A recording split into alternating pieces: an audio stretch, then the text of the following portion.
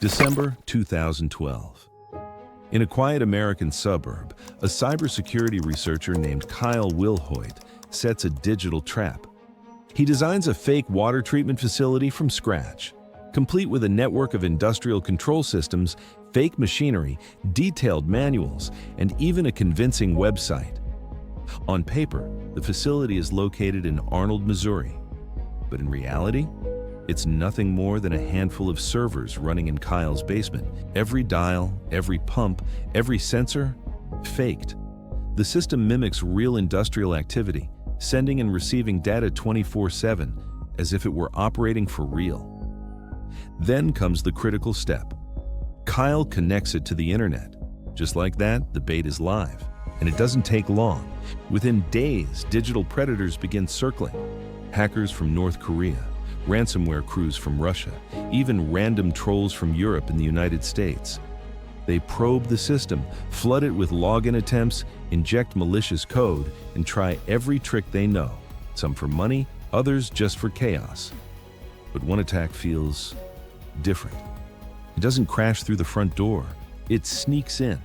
A wave of phishing emails hits the plant's fake inbox, and these aren't sloppy scams. They're polished, professional, the kind that would fool most real employees. One email contains a Word document, seemingly harmless. But the moment it's opened, a hidden payload activates. Malware silently maps out the fake facility. It scans equipment lists, pulls the documentation, and sends it all to an external server. Kyle traces the signal.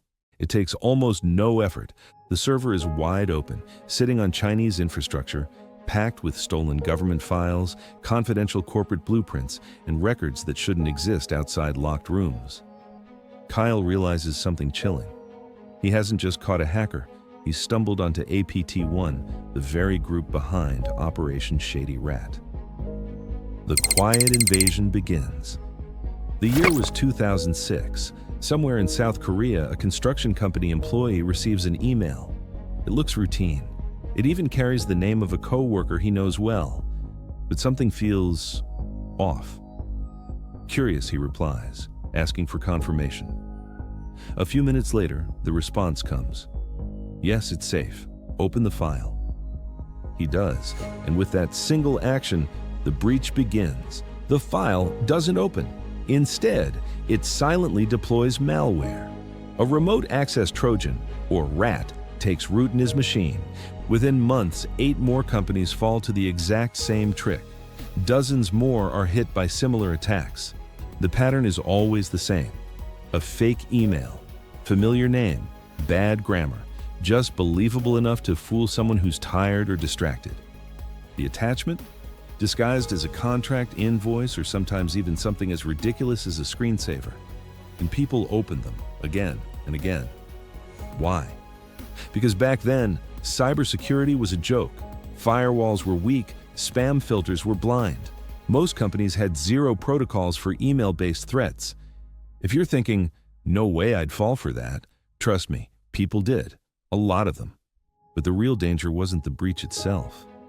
It was what came next. These hackers didn't break in, steal a file, and vanish. They stayed, they watched, they listened. Every new email, logged, every document, copied. Slowly, quietly, they began spreading across the network. From one infected machine to another, from a single office to entire organizations. It wasn't chaos, it was surveillance. Some infiltrations lasted just a few weeks, others, years. In one case, they stayed hidden for nearly half a decade, collecting, learning, and leaking data back to command servers.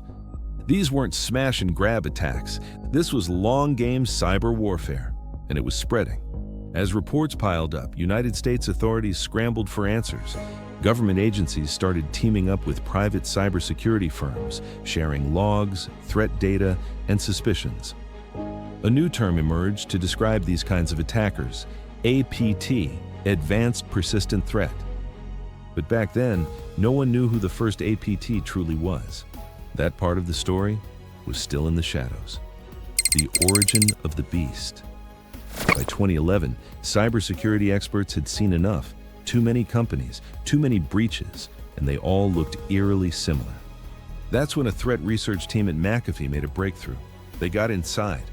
One of the command servers, a digital vault where the stolen documents were being stored, had been left exposed. What they found was staggering: a massive archive of victim logs, government institutions, defense contractors, major corporations, NGOs, all hacked using the same playbook, all their data funneled through the same underground network of rats. Suddenly, it all clicked. These weren't random, disconnected breaches. They were part of one single massive campaign. McAfee gave it a name: Operation Shady Rat.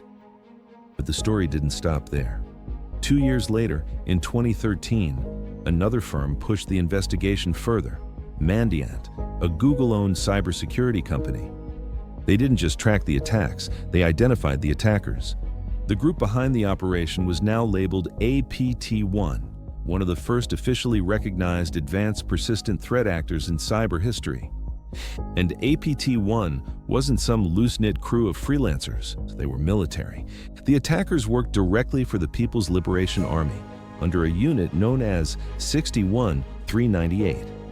Based in a nondescript military compound on the outskirts of Shanghai, Unit 61-398 was responsible for everything from electronic warfare and surveillance to social media manipulation and propaganda. Hundreds of operatives, round-the-clock activity, military-grade resources. But with one surprising weakness: they didn't even try to cover their tracks. In the early years, they barely bothered with proxies. They used domestic Chinese internet providers. Their malware was loaded with Chinese-language code comments. Some attacks even sent stolen data straight to Chinese servers via unencrypted FTP. Yes, unencrypted, as if they assumed no one would dare come looking. And honestly, they weren't wrong. Back then, most companies had laughable cybersecurity. Why hide if no one's watching? One hacker listed their rat campaigns on their resume.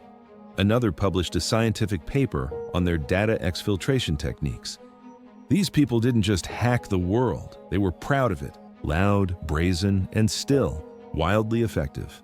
Terabytes of sensitive data were siphoned out through rat tunnels.